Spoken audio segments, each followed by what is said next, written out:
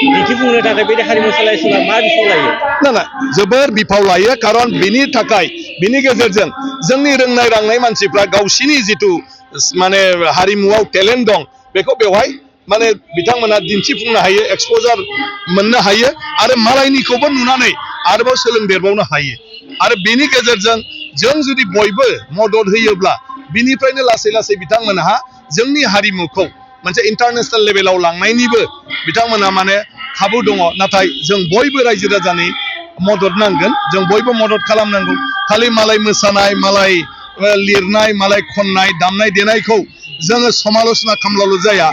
जोंबो बिथांमोनखौ मदद खालामनांगौ। नोंथाङाबो सासे बर' फिसा जानानै बर' हारिमुखौ मुलुगावहाय मिथिहोनो थाखाय माबाफोर बिफाव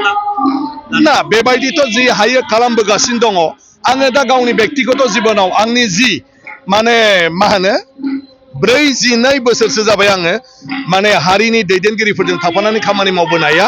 बे 42 बोसोरनि जिथु मोनदांथि जिथु मावबोनाय दा आंनि आजोरोमनि सम सफैबाय राजखान्थियाव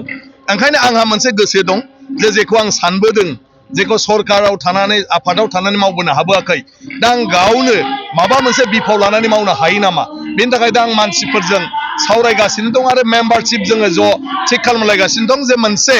जोङो फेडारेसन दानानै आरोखि जोङो बेखिनि मानसिया ज' जानानै आंनि टारगेटआ जाहैबाय 1 लाख बर' सुबुं ज' खालामनाय आरो बे 1 लाख बर' सुबुङा बर'नि राव हारिमु थुनलाइ रांखान्थियारि सोलोंथाइ बायदिसिना बिथिङाव जों जाहाथे ज' जानानै खामानि मावनो